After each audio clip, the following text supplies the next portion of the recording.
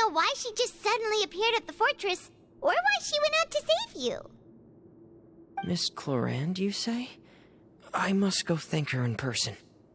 You're still too weak for Monet.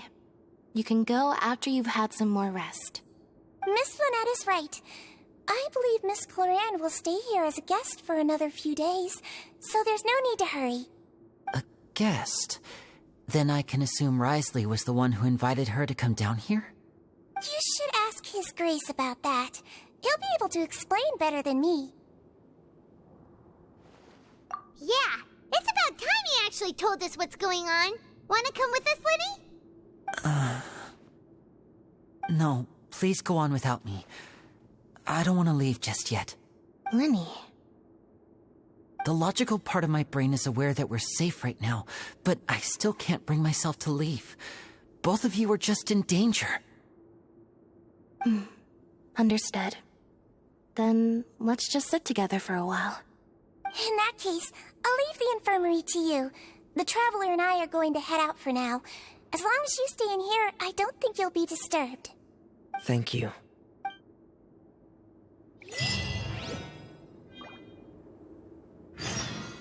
Are you done?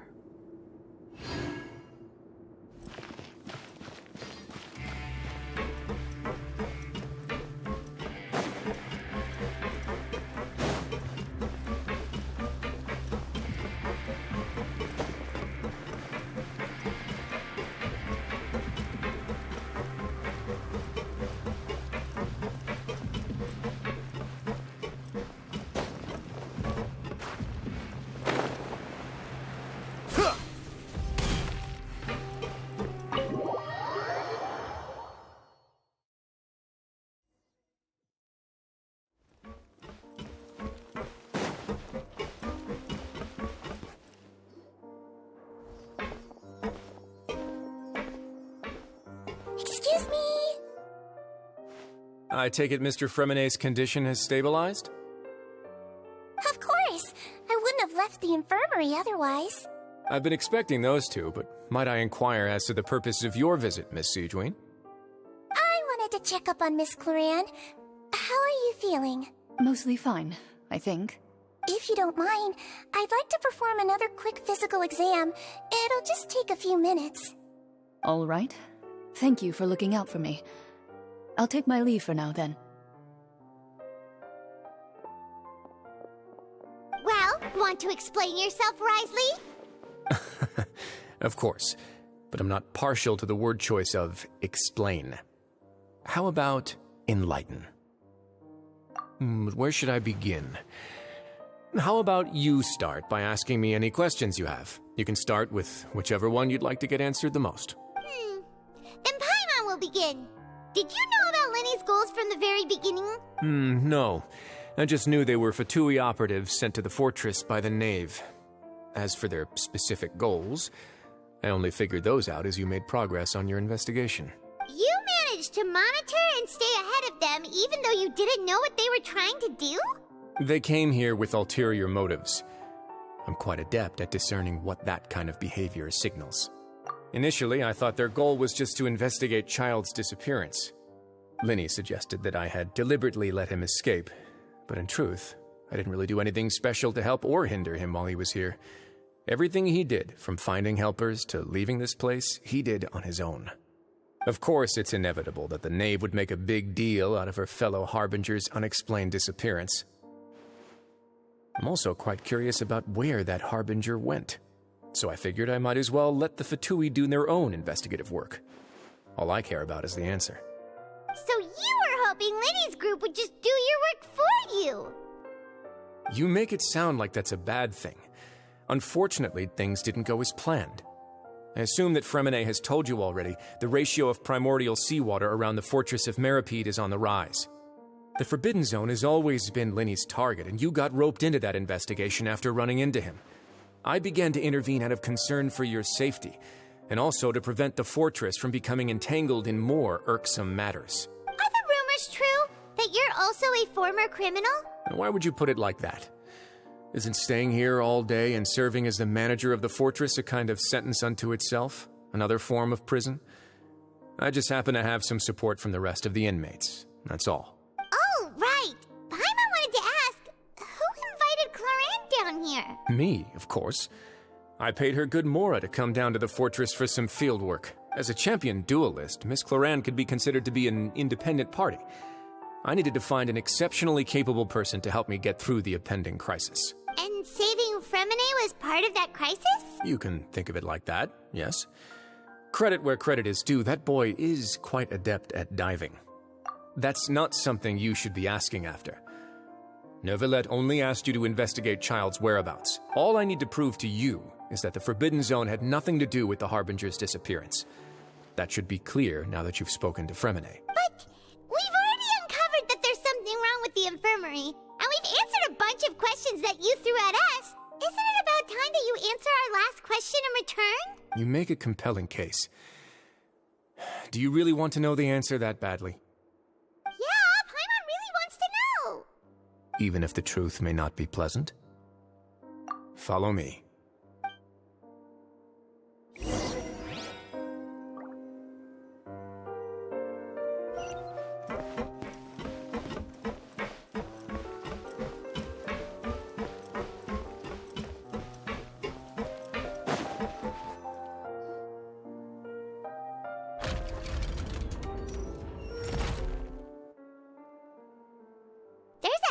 Door here? And a whole basement behind it? Huh. You're pretty good at hiding stuff, Risley. It seems you've forgotten just what kind of place the Fortress of Meripede is.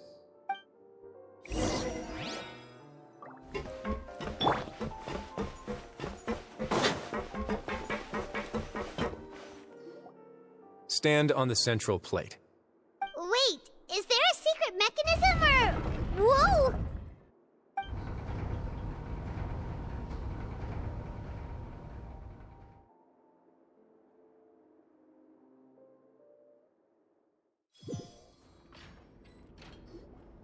So, this is the Forbidden Zone? Honestly, for a place so well hidden, Paimon sure doesn't see anything special. What a huge door! There are 3 such isolation gates in total. Generally speaking, I'm the only one who's allowed to go inside. Hence the name Forbidden Zone. Am I correct to assume you're going to run on back and tell your little Fatui friends everything?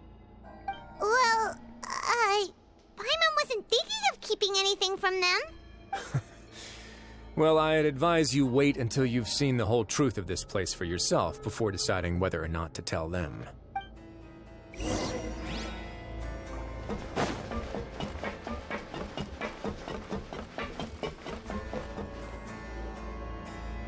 Huh. So there's a switch on the side. Stand back.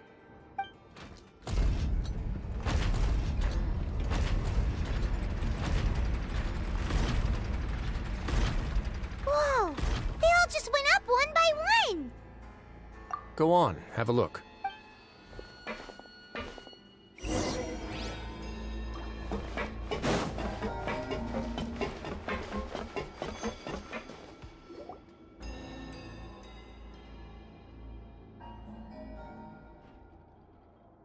I've been interested in what lies beyond that gate ever since I assumed leadership of the Fortress of Meripede. Of course, it would be unwise to recklessly open it, but it'd also be risky and negligent to simply ignore any potential danger that could be behind it. The readings on that dashboard have not budged since the day when I first laid eyes on this place. But over the past year, the needle has crept upwards from its original position, likely because some parameter it's been tracking has changed, if only infinitesimally. Normally, I would have ignored it, but I happened to have some free time when I noticed it, so I investigated. Any guesses what the reading could be tracking? Very reasonable guesses.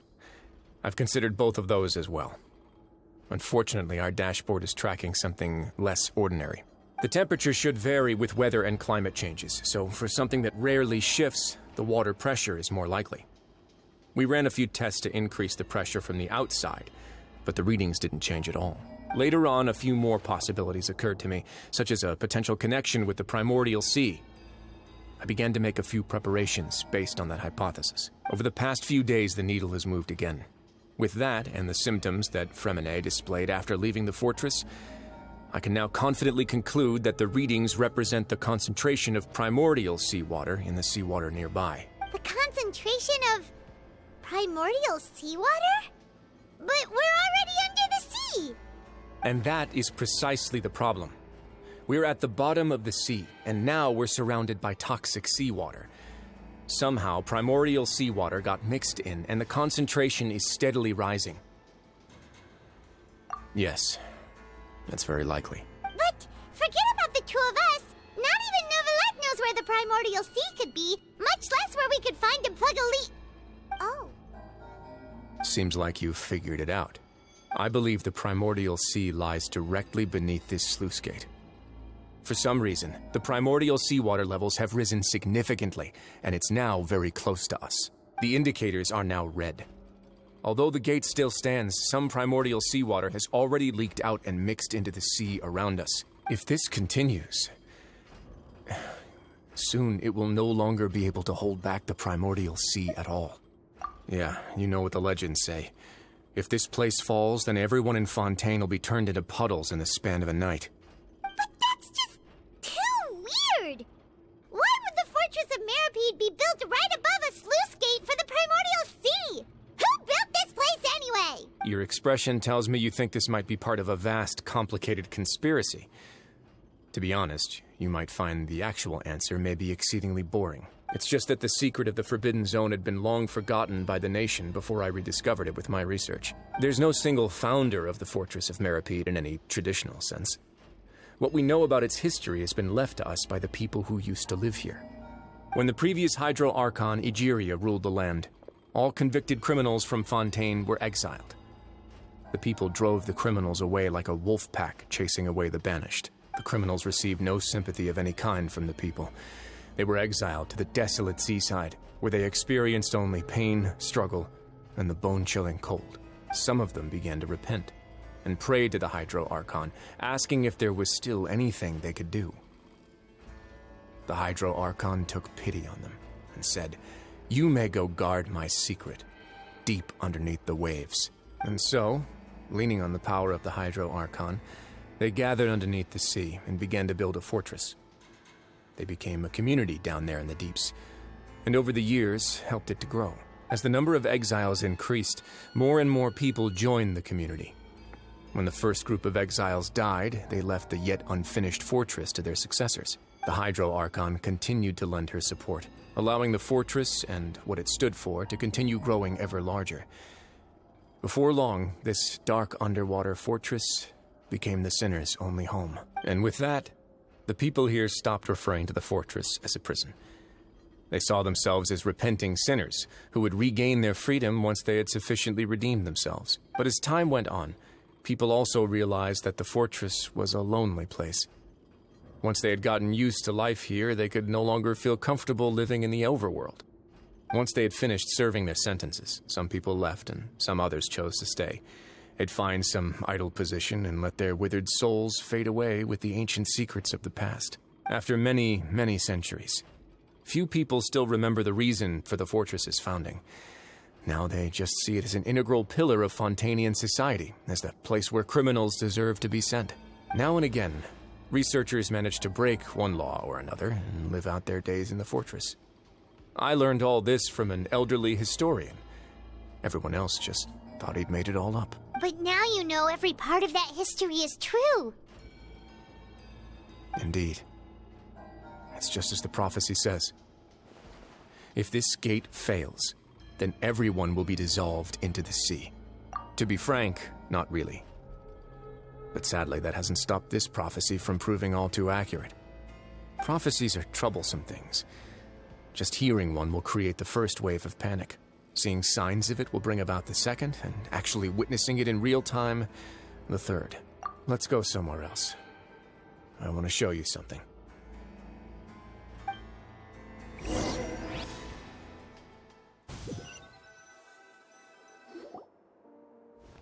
This is it. Your Grace, perfect timing. The results from our last round of experiments have... Wait, Jurier, he's not alone. Huh? Lorvine and Jurier? No need to panic, you two. I've already told them about our plan. What? After you warned us not to tell a single soul about any of this? I'm skeptical as well. Are you sure they are trustworthy? The results speak for themselves, don't they? These two may already know more than you could ever imagine.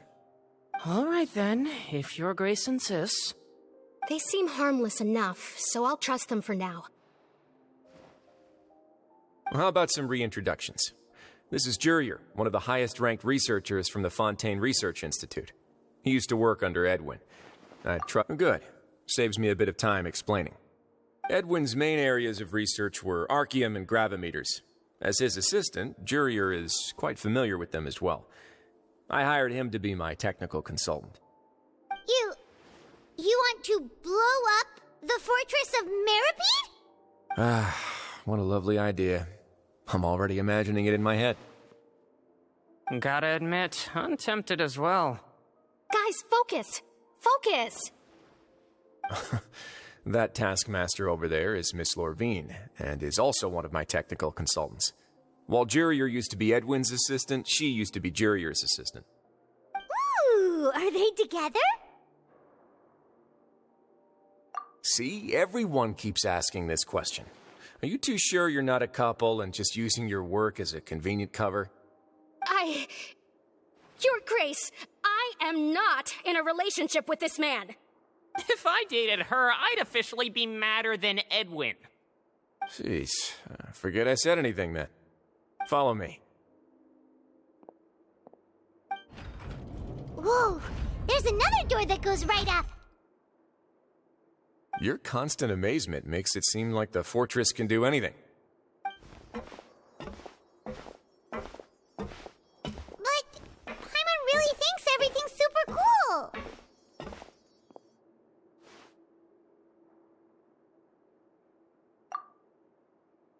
Well, let's spice it up a bit. And here you go.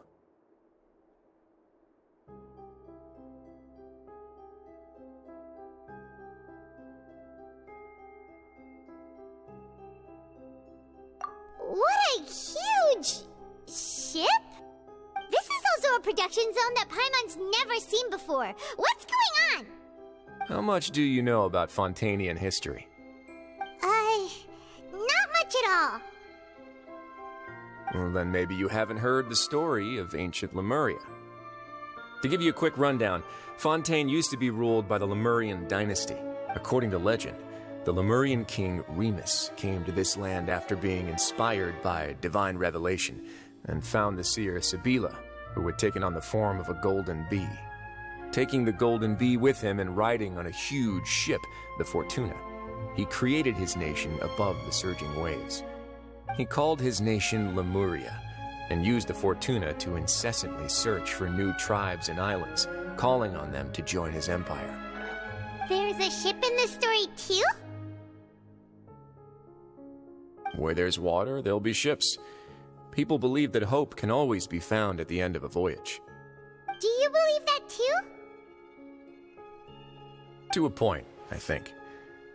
As you've already seen, I have a whole factory's worth of labor, materials, and technology at my disposal. Certainly can't hurt to give it a try. So the moment I began to speculate that the primordial sea might lie underneath the gate, I also began this project. Were you inspired by the legendary Fortuna? Maybe. Fontainians need something to hold on to cope with the impending disaster.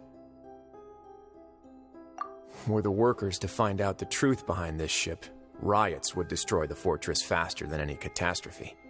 As the fortress's administrator, I'd never make such a reckless call. All right, that's enough talking for now. I'll need another 3 cups of tea to soothe my throat. Do you have any other questions? Seems like you're good. Come on, I'll take you back.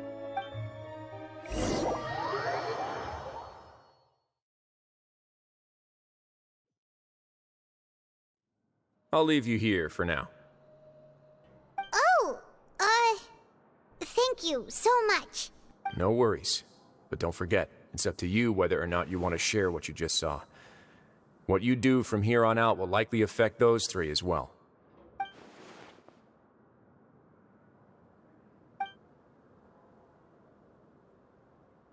Yeah, we'll put a lot of to it for sure. Great. I look forward to what happens next. Ugh. Literally nothing has happened. How many hours have I been playing? It's gotta be more than 3.